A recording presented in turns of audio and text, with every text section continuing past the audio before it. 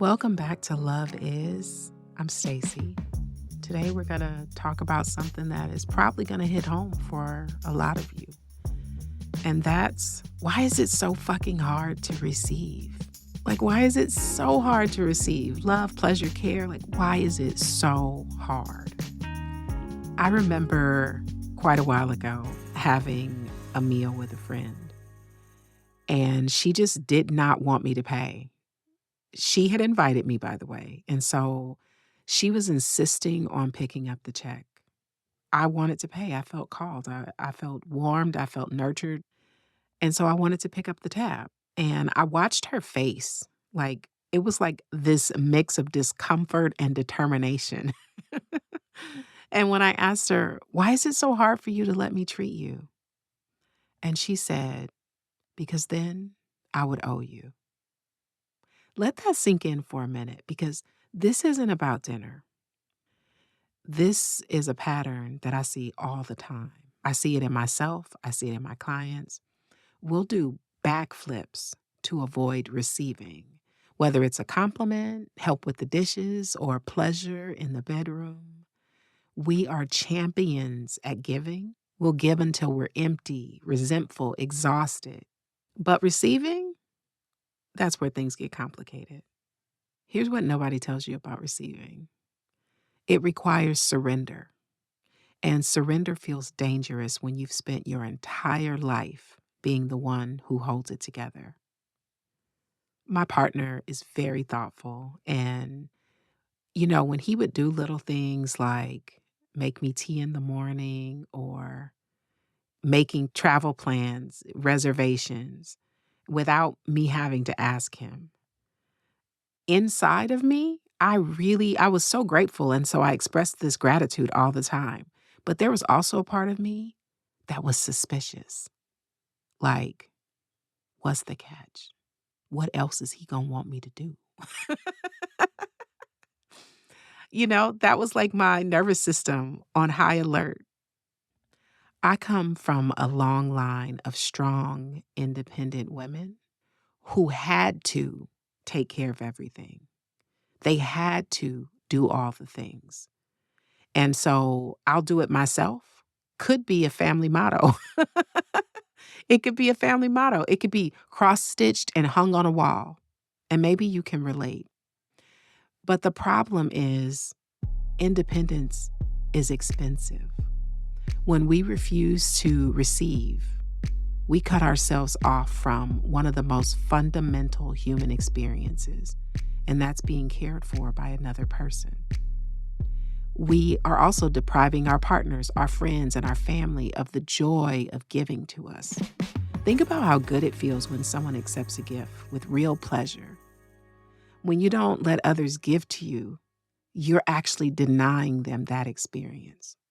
But why is receiving so damn hard? Like, why is it hard?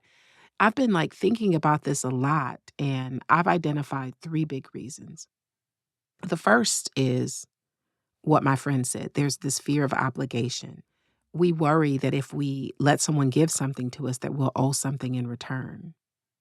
So then love starts to feel transactional. It starts to look like a system of debts and payments rather than a flow between two or more people. The second reason why receiving can be hard is because sometimes receiving means that there is an unmet need. And that might feel like admitting that we don't have it all handled, right?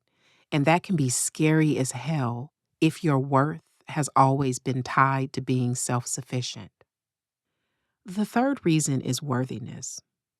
Deep down, so many of us do not believe that we deserve to receive without earning it first.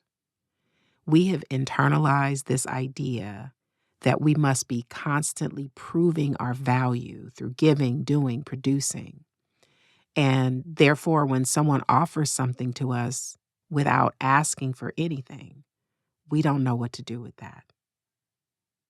I once worked with a client, let's call her Maria. I think I call them Maria a lot.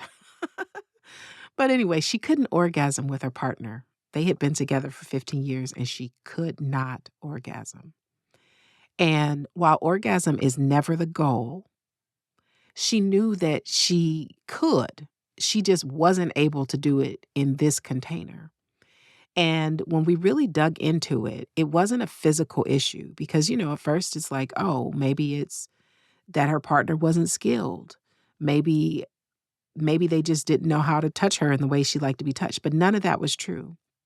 The issue was Maria was struggling to allow herself to experience pleasure because she was always thinking about needing to reciprocate. So she was so busy planning how she would pay him back that she couldn't stay present in her body. So pleasure had literally just become another item on her to-do list. Like some of y'all are nodding. I knew it would be familiar to somebody. But the most radical thing that some of us can do in our relationships isn't learning to give more. It's learning to receive with grace and openness. So how do we start shifting this pattern?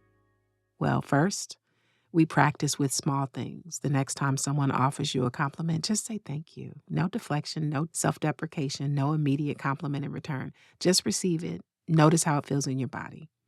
And again, this is something we've talked about before, but sometimes we need to hear things differently for them to land.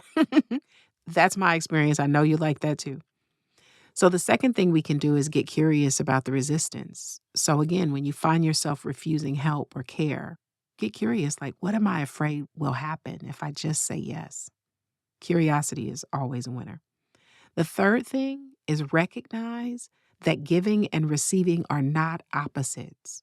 They're on the same spectrum. They're part of the same cycle. In nature, nothing only gives or only receives. Plants take in sunlight, they release oxygen.